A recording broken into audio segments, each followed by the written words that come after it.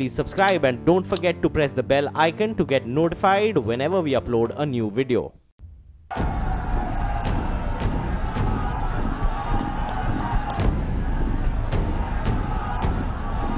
हर कार्यकर्ता को, भारतीय जनता पार्टी के हर समर्थक को आह्वान करना चाहता हूं, ये 19 सरकारों का कोई मतलब नहीं है। हम बांग्ला विरोधी नहीं है, मगर ममता विरोधी जरूर है। बंगाल के अंदर आप परिवर्तन करेंगे? जरा जोर से बोले, करेंगे? अरे सिर्फ परिवर्तन नहीं करना है, उखाड़ कर फेंक दीजिए तृणमूल कांग्रेस को। अमित शाह की राजनीति की ये तस्वीर जितनी आक्रामक लग रही है, उतनी ही खास भी है। सोचने वाली बात यह है कि चुनाव तो राजस्थान, मध्य प्रदेश में होने वाले हैं, तो फिर अमित शाह पश्चिम बंगाल में ताकत क्यों झोंक रहे हैं? अमित शाह की रणनीति विरोधियों से एकदम अलग होती है। 2019 से गठबंधन के सहारे अपने लिए मुट्ठी भर उम्मीदें जुटाए बैठी कांग्रेस अभी मध्य प्रदेश और राजस्थान में सियासी जमीन मजबूत करने में जुटी है। कांग्रेस अध्यक्ष राहुल गांधी ने शनिवार को जयपुर में रोड शो किया।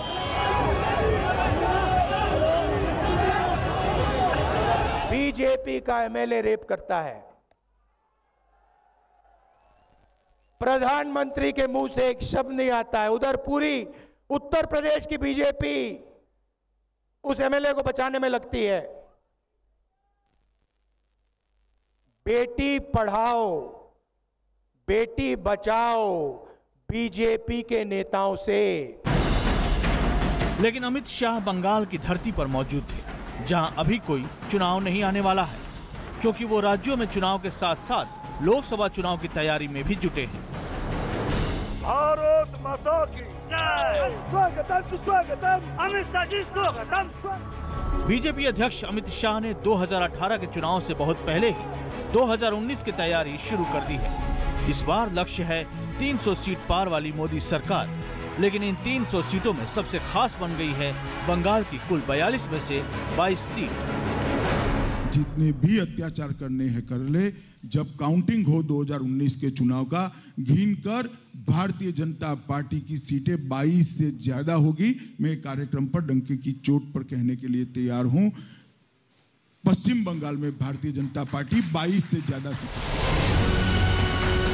लोकसभा चुनाव में सबसे अहम राज्य उत्तर प्रदेश माना जाता है, लेकिन अमित शाह ने इस बार चुनौती उठाई है कि उस पश्चिम बंगाल की, जहां बीजेपी को बहुत कमजोर आंका जाता है।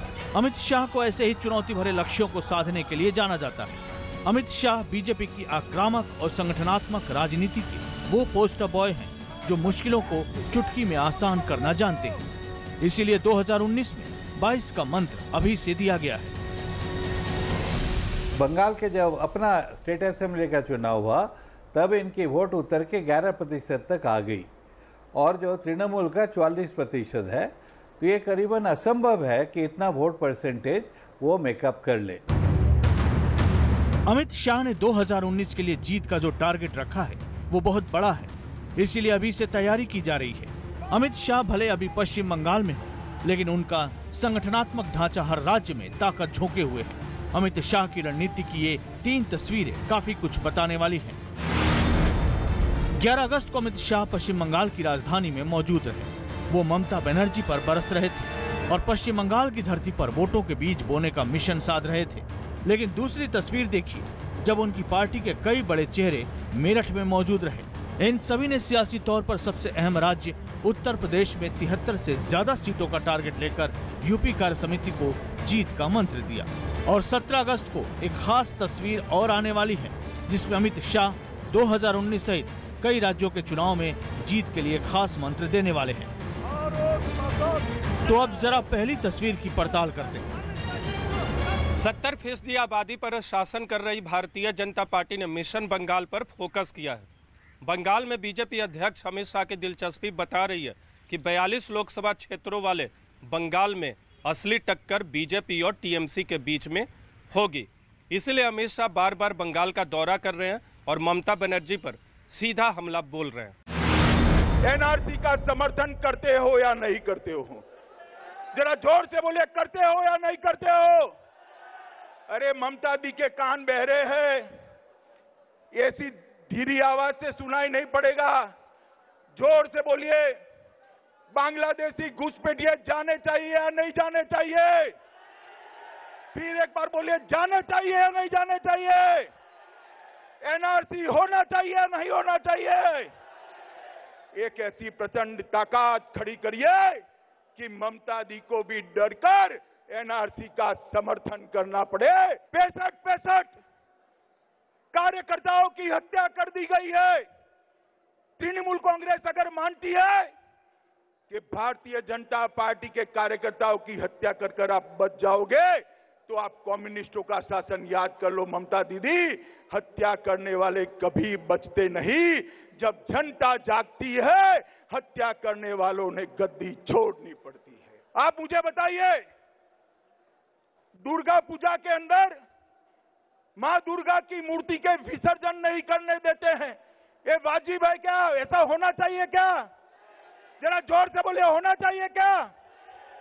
सरस्वती पूजा स्कूलों में बंद कर दी गई, होना चाहिए क्या? मैं गारंटी देता हूं, एक बार भारतीय जनता पार्टी की सरकार बनाइए, डंके की चोट पर दुर्गा विसर्जन होगा और सरस्वती की पूजा होगी। नारदा, शारदा, रोजवेली, सिंडिकेट का भ्रष्टाचार, भतीजे का भ्रष्टाचार, भ्रष्टाचार का एक सीरीज ममता दी ने चला है। बीजेपी ने पूर्वोत्तर में अपना परचम फहरा दिया है, लेकिन बंगाल में ममता बनर्जी पार्टी की सियासी दाल नहीं गलने दे रही हैं।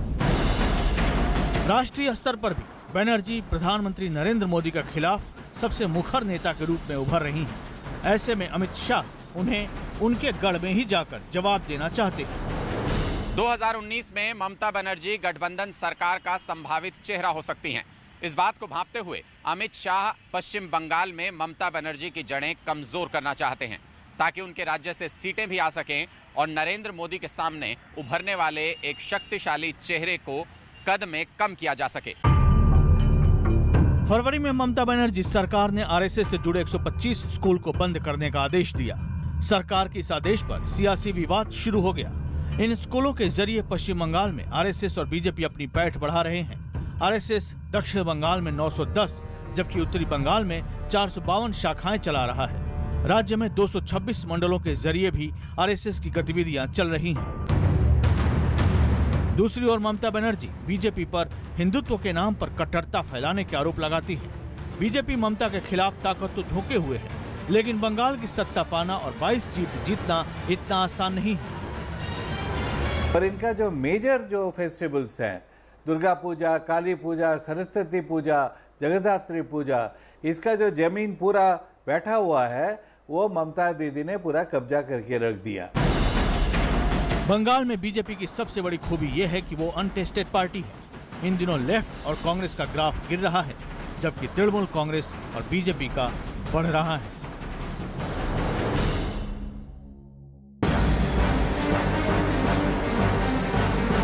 हम बांग्ला विरोधी नहीं है, मगर ममता विरोधी जरूर है। उखाड़कर फेंक दीजिए तृणमूल कांग्रेस को। बीजेपी अध्यक्ष कई मोर्चों पर 2019 की लड़ाई लड़ रहे हैं। अमित शाह की नजर सिर्फ पश्चिम बंगाल पर ही नहीं बल्कि कई राज्यों पर है। 11 अगस्त को अमित शाह ने पश्चिम बंगाल में रैली की। 12 अगस्त को उत्तर प्रदेश के मेरठ में यूपी बीजेपी कार्य समिति की बैठक में पहुंचे। 16 अगस्त को शिमला में बीजेपी आईटी सेल और सोशल मीडिया कार्यकर्ताओं की बैठक लेंगे।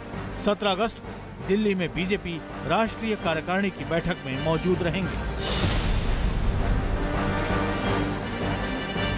अमित शाह सिर्फ उत्तर प्रदेश में पार्टी को और ज्यादा मजबूत करने पर ही जोर नहीं दे रहे, बल्कि कई और जगहों पर भी फोकस बनाए हुए। इसीलिए बीजेपी की यूपी कार्य समिति की मेरठ में 2 दिन तक चली बैठक में कार्यकर्ताओं को जीत के मंत्र दिए गए। हमारे राष्ट्रीय अध्यक्ष जी ने 350 का लक्ष्य रखा है। 350 का मुझे लगता है हम 350 के लक्ष्य को भी हासिल कर सकते हैं। संगठनात्मक कार्यक्रमों को चुनावी व्यवस्था और अन्य तमाम मुद्दों पर उनको निचले स्तर तक पहुंचाना, बूथ स्तर तक पहुंचाने की इस कार्रवाई को भी हम मजबूती के साथ लेकर के चलेंगे। 2014 में मोदी सरकार बनने के पीछे उत्तर प्रदेश में मिली जीत की अहम भूमिका थी, लेकिन इस बार चुनौती बड़ी हो सकती है।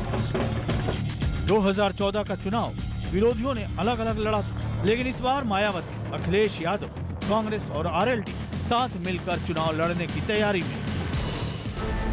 हालांकि अमित शाह गठबंधन की काट निकालने में जुटे हैं और वो इसे कोई बड़ी चुनौती नहीं मानते।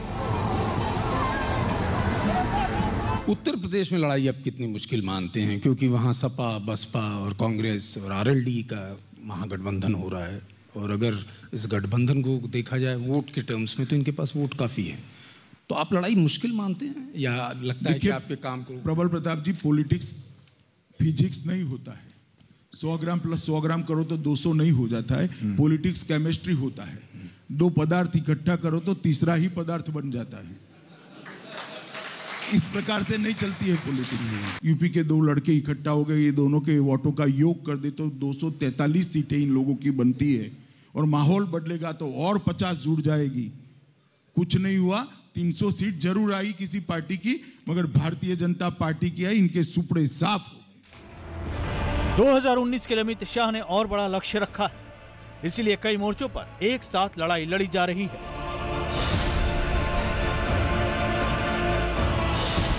17 और 18 अगस्त को दिल्ली में बीजेपी की राष्ट्रीय कार्यकारिणी की महत्वपूर्ण बैठक होगी। चुनावी शंखनाद के बाद ये बीजेपी की सबसे बड़ी और महत्वपूर्ण रणनीतिक बैठक होने जा रही है। इसमें पार्टी के राजनीतिक और आर्थिक प्रस्ताव रखे जाएंगे। राष्ट्रीय कार्यकारिणी की बैठक में बड़े नेताओं का चुनाव में रोल तय किया जाएगा। यहाँ कार्यकर्ताओं को बताया जाएगा कि किस तरह मोदी सरकार का कामकाज जनता तक ले जाना है। बैठक में पदाधिकारियों के साथ साथ करीब 400 कार्यकारिणी के सदस्य भी रहेंगे। राष्ट्रीय कार्यकारिणी की बैठक से एक दिन पहले अमित शाह एक और रणनीति बनाने वाले हैं, जो हिमाचल प्रदेश की राजधानी शिमला में तैयार हो। बीजेपी आईटी सेल और सोशल मीडिया विभाग लोकसभा चुनाव में अहम किरदार निभाने वाला है। आईटी सेल सोशल मीडिया के जरिए सरकारी नीतियों को आम जनता तक पहुंचाएगी। अमित शाह 16 अगस्त को शिमला में आईटी सेल के साथ चुनावी रणनीति बनाने के लिए पहुंचेंगे। भाजपा सोशल मीडिया पे हर एंगल पे बहुत अग्रणी है, और कोई भी अगर आप कोई भी अब दूसरी पार्टीज को ले लें, विपक्षी पार्टी ले लें, तो भाजपा के सोशल मीडिया के आगे वो कहीं टिकती भी नहीं है। बीजेपी की आईटी सेल और सोशल मीडिया विभाग राजनीतिक पार्टियों में सबसे मजबूत है। इसके जरिए बीजेपी को बड़ा वोट हासिल भी होता है। भारत माता की। मीडिया का एक दफा फायदा इनको बहुत अच्छी तरह मिल गया, पर बाकी लोग भी अपना तैयारी कर रहे हैं। तो ये जीरो सम गेम नहीं है कि एक को पूरा फायदा मिलेगा, दूसरा को एकदम नहीं मिलेगा। अमित शाह ऐसे चुनाव मैनेजर हैं जो केंद्र से लेकर बूथ तक और संगठन से लेकर सोशल मीडिया तक पार्टी का पूरा ढांचा दुरुस्त रखने में जुटे रहते हैं। उन्हें मालूम रहता है कि किस कार्यकर्ता की ताकत क्या है। अलग प्रकार के कई लोग होते हैं, और जब बहुत सारे कार्यकर्ता होते हैं तो उनके स्वभाव के अनुरूप, उनकी प्रकृति के अनुरूप ही पार्टी उनको काम करने का मौका देती है। पार्टी के किलेबंदी को चाक चौबंद करने के साथ साथ अमित शाह ने एनडीए के कुनबे को भी मजबूत करने की पूरी रणनीति तैयार की है, जिसकी तस्वीर नजर आई राज्यसभा के उपसभापति चुनाव में।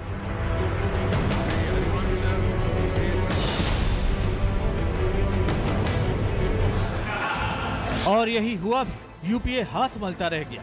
एनडीए का उम्मीदवार भी जीता और शायद कुछ संभावित सहयोगी मिलने के संकेत भी उभरे। एमपी कैसा होना चाहिए, इसकी बड़ी मुहिम चलाई थी। मैं जानता हूं कि उनके जो सपने हैं उसको पूरा करने का एक बड़ा अवसर उनको मिला है कि हम सभी सांसदों को वो भी ट्रेनिंग आपके माध्यम से मिलेगी। अमित शाह की रणनीतिक चाल इसी से समझी जा सकती है कि देश भर के राज्यों में गठबंधन बनाने में जुटी कांग्रेस को गैर बीजेपी और गैर एनडीए वोट भी पूरे नहीं मिल पाए। इस चुनाव से एक बात साफ हो गई कि बीजेपी के राज्यसभा में नए बिल पास कराने लायक संख्या बल हो गया। जेडीयू को आगे कर नीतीश के कंधे पर दूसरे समाजवादी नेताओं को साथ लाने की मुहिम भी सफल हो गई है। बीजेडी और टीआरएस जैसे संभावित सहयोगी भी सामने आए हैं। अरसे बाद एनडीए की एकजुटता भी दिखी है, जबकि राहुल गांधी गैर बीजेपी दलों को नहीं साध पाए। विपक्ष इन दिनों बीजेपी से लड़ने के लिए अलग अलग राज्यों में अलग अलग संभावित गठबंधन बनाने में जुटा है, लेकिन अमित शाह इन अलग अलग राज्यों में अलग अलग रणनीति के जरिए फिलहाल विपक्ष से 2 कदम आगे नजर आ रहे हैं। शाह का मंत्र 2019 की जीत सुनिश्चित करना है।